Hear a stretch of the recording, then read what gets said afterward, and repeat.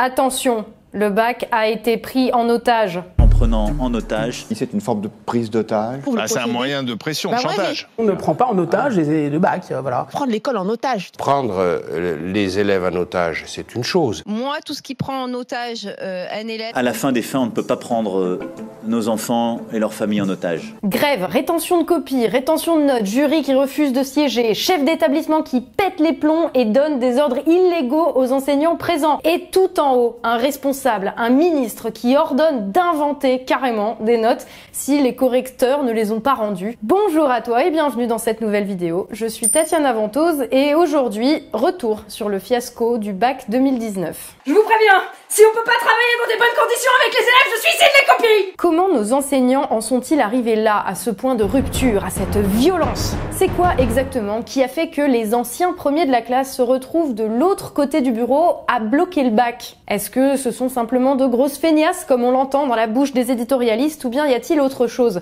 Et surtout, que va-t-il se passer pour les générations qui arrivent? En vrai, on va pas se mentir, le bac 2019 c'était carrément le bordel. Et c'était pas en regardant BFM TV qu'on allait pouvoir comprendre ce que pouvaient demander les profs. Est-ce que c'était l'abandon de la réforme du bac et du lycée passé il y a un an, ou est-ce que c'était la nouvelle loi Blanquer dite sur l'école de la confiance qui englobe l'interdiction de parler sur les réseaux sociaux et l'obligation des drapeaux européens dans toutes les salles de classe, ou bien est-ce qu'ils demandaient une augmentation de salaire ou plus de vacances ou des bains de pieds et des salons de massage dans la salle des profs, pourquoi pas? Ou peut-être juste que c'était l'accumulation d'un ras-le-bol qui, il n'y a pas si longtemps, s'était déjà exprimé via un hashtag pas de vague dont vous vous souvenez sans doute. Très sérieusement, c'est un petit peu de tout ça. Enfin, pas les vacances ni les bains de pieds quand même. Alors on va prendre une grande inspiration et reprendre tout ça dans l'ordre. Allez madame, on prend une grande inspiration et on se calme. Vous allez faire comme d'habitude. Mettre la moyenne à tout le monde. Les élèves qui foutent le sbeul, surtout on n'en parle pas, sinon on a les parents sur le dos. Et l'inspection. Et puis vous allez tous les emmener en sortie scolaire. Hein? Allez! Un petit appel à financement de projet éducatif auprès du Crédit Agricole, ça va vous remonter le moral. La raison la plus évidente de cette grève, c'est la réforme du lycée passée par Jean-Michel Blanquer en novembre 2018, aussi connue sous le nom de réforme du bac.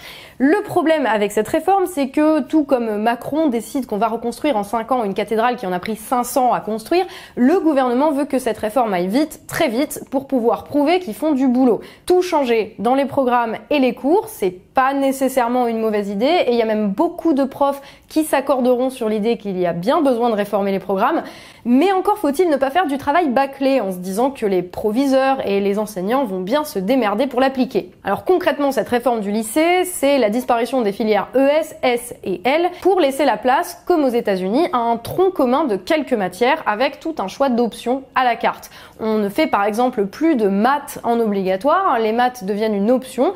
Par contre, les lycéens se retrouvent avec une matière obligatoire appelée humanité scientifique et numérique, où on parlera pêle-mêle de l'intelligence artificielle ou des problèmes éthiques posés par le transhumanisme. C'est là qu'on voit que c'est pas des scientifiques au gouvernement.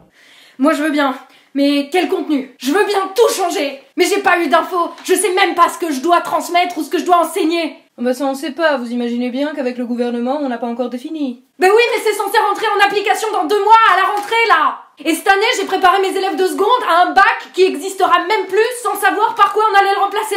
Et puis comment est-ce que je conseille les élèves sur les options qu'ils doivent prendre? Il y a eu aucune concertation avec les facs ou avec les écoles. Et puis vous êtes au courant qu'un élève de seconde il sait pas forcément ce qu'il veut faire dans la vie? Écoutez, laissez le gouvernement faire son travail.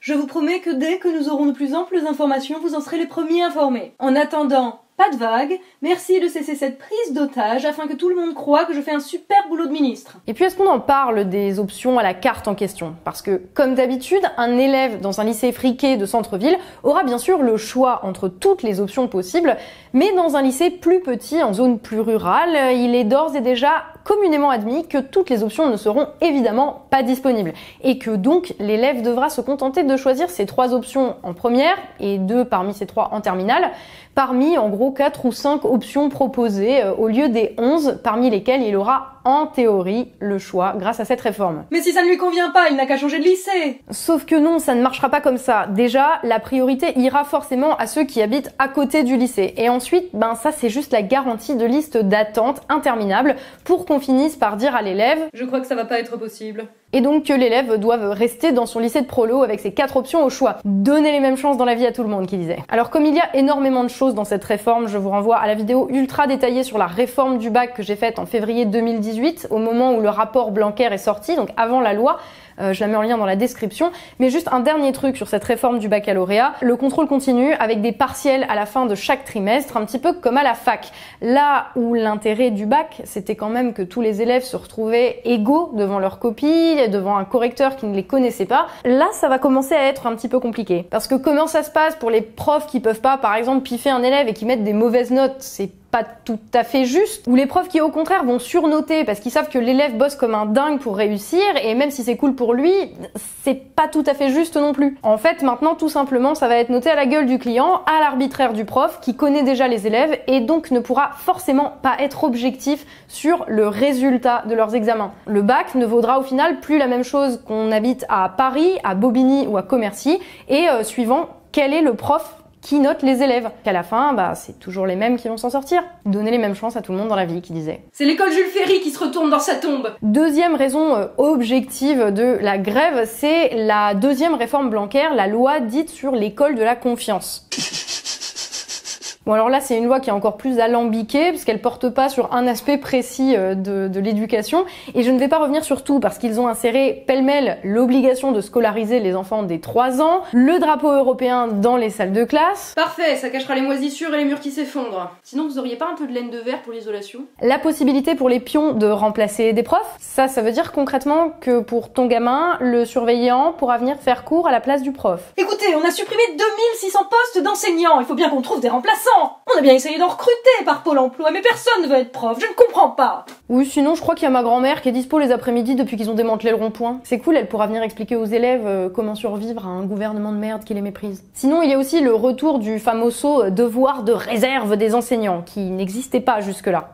Au sommaire aujourd'hui, les enseignants brisent l'omerta sur leurs conditions de travail et les conditions d'apprentissage des élèves. Violence, manque de chauffage, de table ou de matériel, impossibilité de sanctionner les élèves qui agressent leurs camarades ou leurs professeurs. Les profs en ont marre et le disent par dizaines de milliers de tweets grâce au hashtag pas de vague. Réaction du ministre de l'Éducation. J'ai bien entendu tous les problèmes et je vous informe qu'avec le gouvernement, nous avons pris toutes les mesures possibles pour éviter que se reproduisent ces pratiques scandaleuses. Dans ma loi sur l'école de la confiance, j'inscris que désormais, il sera interdit aux professeurs de parler de leurs conditions de travail sur les réseaux sociaux.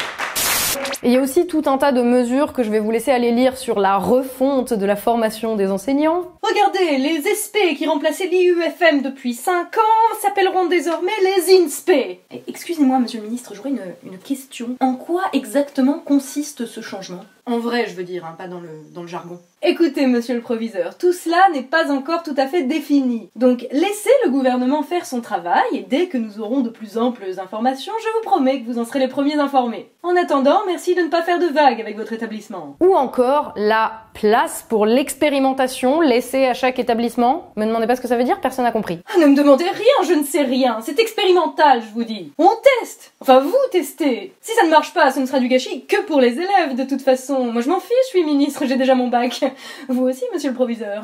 Alors, ce qu'on a bien compris, en revanche, c'est que ce flou est volontairement entretenu par un gouvernement que ça arrange bien. Pourquoi? Parce que quand les demandes sont éclatées, ça évite que tout le monde fasse bloc sur une seule et même chose. Donc ça implique qu'ils peuvent jouer sur le fait que tout le monde n'a pas forcément les mêmes priorités. Par exemple, d'un côté, t'as un prof qui va se dire non, le plus grave, c'est quand même la réforme du bac, on pourra plus former nos élèves correctement. Que d'un autre côté, tu vas avoir un parent qui va se dire mais il ferme l'établissement de mon gamin et du coup, il va devoir aller très loin pour suivre des cours et il y a même plus de transport en commun, comment on va faire? Encore d'un autre côté, un autre prof qui va dire non mais comment vous voulez qu'on prépare des élèves à un grand oral quand ils sont 38 dans nos classes? Et encore à côté, un élève qui va souffrir d'être dans une classe hyper hétérogène où certains ne savent pas lire ni écrire en 5e mais que du coup lui prend du retard. Oui, c'est du vécu. Bref, tout le monde va se déchirer sur ce qui est le plus important à leurs yeux. Alors, les méthodes du gouvernement, c'est en ça qu'elles consistent, diviser les gens qui font ce qu'ils peuvent et à qui on en demande toujours plus. Parce qu'il ne s'agit pas juste de 2 réformes, mais plutôt d'un climat général sur lequel tout le monde alerte depuis un moment. D'ailleurs, les profs, ils ne gueulent pas que depuis le 2 juillet au moment des corrections du bac, mais depuis bien avant. Il y a eu des manifs, il y a eu des grèves, parce que tout ça, en fait, c'est l'expression de très graves dysfonctionnements du système et ça date certainement pas d'aujourd'hui. Une enseignante braquée par un élève, filmée par d'autres élèves hilars, c'est la scène qui a choqué la France, et ce alors que la violence est devenue tristement banale dans nos établissements. Réaction du ministre de l'Éducation nationale. J'ai bien entendu les problèmes exprimés par nos concitoyens enseignants et je vous informe qu'avec le gouvernement, nous avons décidé de prendre toutes les mesures nécessaires pour éviter que ne se reproduisent ces situations scandaleuses. J'ai décidé de faire interdire les téléphones portables. Tiens d'ailleurs, on en est où de l'application de cette mesure? Donc, pendant le temps où BFM TV continue de jouer la confusion sur le pourquoi, du comment, de qui est privilégié, on oublie que c'est 400 établissements ruraux qui ne rouvriront pas à la rentrée, cette rentrée 2019, et que les élèves et les enseignants seront envoyés dans des méga structures beaucoup plus loin de chez eux. Pendant que les élèves qui ont passé le bac 2019 sont, et de manière très compréhensible, en panique totale, on oublie que c'est probablement la dernière fois que le bac allait se tenir dans des conditions d'à peu près égalité de traitement. Et qu'après des mois de mobilisation, des profs, les anciens bons élèves, ont décidé de passer un cran au-dessus. Et c'est là qu'on en parle. Comme on a parlé des gilets jaunes et des difficultés de la France périphérique quand il y a eu des barricades en feu sur les Champs-Élysées. Oui, ça fait des mois que les profs se bougent aussi et personne n'en a parlé, comme personne ne parle des personnels des urgences en grève pour les mêmes raisons de manque de moyens matériels et humains, ou des policiers qui pètent les plombs et pour encore les mêmes raisons. Comme par hasard, c'est toujours ceux qui font ce qu'ils peuvent, ceux qui font tourner le pays et à qui on fait toujours peser plus sur les épaules, qu'on va traiter de beaufs quand ils ouvrent leur gueule, de privilégiés quand ils défendent les mômes ou de fragiles quand ils parlent des problèmes qu'ils rencontrent au boulot. Bon allez, maintenant vous allez les noter ces copies, c'est illégal ce que vous faites. Mais elles sont corrigées. On a fait vérifier ça par huissier, vous croyez quoi? Le boulot il est fait, je suis simplement en grève le jour où je dois les rendre. Vous, par contre, en tant que proviseur, quand vous forcez des collègues qui étaient pas en grève à rester pour corriger les autres copies, quand vous forcez l'administration à mettre les notes du bulletin, ou encore pire, à inventer des notes manquantes, vous le savez ça que c'est illégal, monsieur le proviseur. Mais c'est pas moi, c'est le ministre. S'il vous plaît, faites-le, l'établissement va être mal noté sinon, faites-le pour l'établissement. J'ai toujours été un proviseur sympa. S'il vous plaît, ils vont me casser les jambes au ministère. Faites-le pour moi. Et oui, Macron, le gouvernement, ça les arrange tout à fait qu'on se tire dans les pattes, qu'on pointe du doigt celui qui nous paraît un petit peu plus privilégié, pendant que le vrai privilégié, il se marre et il entretient la confusion. Ces privilégiés, les mecs déconnectés dans un bureau qui prennent des décisions déconnectées qui vont encore empirer la situation. À l'école, qu'on s'occupe s'il vous plaît déjà de revoir la base, d'avoir des murs qui tiennent debout, des classes à pas 35 élèves avec du chauffage, et c'est pas pour faire plaisir aux profs, mais pour le bien-être de tout le monde. Qu'on s'occupe déjà de ça avant de balancer des grandes réformes avec des grandes idées qui pourraient être très très bonnes, mais qui sont absolument impossibles à mettre en place quand, dans le même temps, on va fermer des établissements, qu'on va fermer des classes, qu'on va enlever des profs et qu'on va augmenter le nombre d'élèves par classe. Ça tient pas, ça. Et tout ça, c'est imposé d'en haut. C'est imposé d'en haut comme la fermeture des lits dans les hôpitaux, comme la fermeture des commissariats et des bureaux de poste. Jamais la vie des gens du terrain est pris en compte, jamais la vie des professionnels est pris en compte. Tout ce qui est pris en compte, c'est que ça va coûter moins cher en termes d'argent. Mais dans la réalité concrète, ces mesures-là, elles nous coûtent déjà très très cher. Alors forcément, quand t'as un ministre qui vient et qui essaye de passer en force encore, bah ça fout la merde. Sur les réformes de l'éducation, comme sur le reste, ça crée encore plus de défiance et un climat encore plus explosif. Du coup, là où les uns vont se suicider avec leur arme de service, les autres bloquer les urgences, et il y en a d'autres qui bloquent le bac. Et c'est drôle parce que c'est les mêmes qui vont nous parler de prise d'otage pour quelques copies retenues pendant quelques jours. Les mêmes vont s'indigner de l'emploi du mot gazage quand on parle du moment où Castaner a donné l'ordre de balancer des gaz lacrymogènes sur les gens qui échangent un café sur un rond-point. Bon, cela suffit maintenant. Vous avez assez fait le mariole. J'en ai marre de devoir répéter à la télé à longueur de journée que vous n'êtes qu'un petit privilégié qui se bat pour ses vacances. Vous êtes fonctionnaire, bon sang. Votre boulot, c'est d'obéir. Pensez au salaire qu'on va vous retirer à cause de cette grève. Et par-dessus tout, pensez à notre institution dont vous dégradez. dégradez l'image avec votre comportement. Un peu d'éthique, bon sang. Pour les bacheliers 2019, déjà si vous avez eu le bac, félicitations à vous. Si vous êtes au rattrapage, bon courage pour les épreuves orales. Et si vous ne l'avez pas eu, ça sera pour l'année prochaine. Dans tous les cas, demandez à consulter vos copies pour vérifier vos notes. Ne les lâchez pas parce que c'est de votre avenir qu'il s'agit.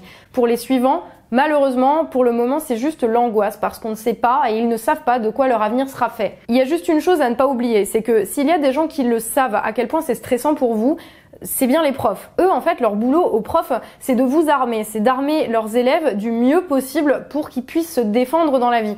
Alors, comme tout le monde, j'ai eu des profs de merde. J'ai eu des profs qui mettaient un mois à rendre des devoirs corrigés. J'ai eu des profs connards qui pouvaient pas me saquer. Mais j'ai eu aussi des profs qui m'ont donné confiance en moi, qui m'ont appris à me remettre de mes échecs en étant plus forte, qui m'ont armée pour ce qui m'attendait dehors. Tous les exercices de compréhension de texte, ils m'ont pas servi en soi, mais ils m'ont servi à comprendre ce que je lisais pour pas me faire arnaquer quand je signais un contrat de travail, par exemple. Et à ces profs qui étaient là le jour des résultats du bac pour aller voir les notes de chacun de leurs élèves, à tous ceux qui m'ont foutu des coups de pied au cul pour que je dépasse mes propres limites, à ceux qui m'ont fait comprendre que dans ce monde, tu peux être invincible si tu sais t'exprimer et argumenter tes idées. Et à tous mes ex-collègues, à tous les profs que j'ai côtoyés dans ma vie qui se déchirent pour donner le meilleur à leurs élèves, qui vont pas manger ou s'abstenir d'aller aux toilettes pendant toute la journée parce qu'ils prennent toute leur pause pour expliquer des trucs pas compris à leurs élèves, à tous ceux qui ont eu mal au ventre de bloquer les notes du bac mais qui se sont dit que c'était la meilleure chose à faire pour sauver les meubles d'un système éducatif que le gouvernement est en train de détruire, tous ceux en fait qui m'ont aidé aussi à la réalisation de cette vidéo en prenant sur leur temps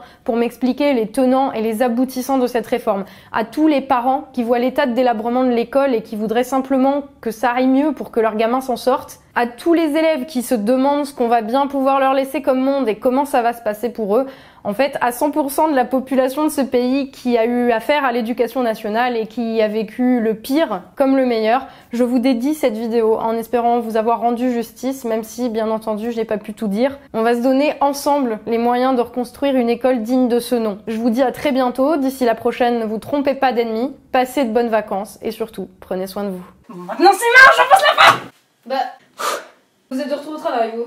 Mais évidemment que je suis là. C'est bon, je les accepte, vos heures sup obligatoires, les tâches en plus sans aucune augmentation de salaire. La responsabilité de tous les trucs qui vont pas, je la prends sur moi. Et je prends sur moi à chaque fois que vous me dites de pas faire de vagues. Je prends sur moi le matériel qui manque, celui qui marche pas, celui que les élèves ont pas, je leur fournis. J'accepte les élèves que vous mettez en plus dans mes classes à 35, même s'il y a pas de table pour tout le monde, on se débrouille. Et j'accepte d'être celui sur qui on crache dès que le système se bloque, et c'est un peu trop souvent en ce moment. Mais si je finis par accepter tout ça, c'est pas pour vous. C'est pas pour mon image, et c'est pas pour la vôtre, et c'est pas pour celle de l'institution. C'est pas non plus pour l'argent, parce qu'un bac plus 5, j'aurais pu faire autre chose et autrement mieux payer, figurez-vous. Mais si je gueule quand ça va mal, c'est pas non plus pour moi. Sinon, ça fait longtemps que je vous aurais dit merde et que j'aurais tout lâché, croyez-moi. C'est eux que je peux pas lâcher. Tout ce que je fais, je le fais pour mes élèves. Et à chaque fois que vous nous sortez une réforme à la con, je me dis que je peux pas les laisser dans la merde que vous êtes en train de leur préparer. Alors ouais, je suis là.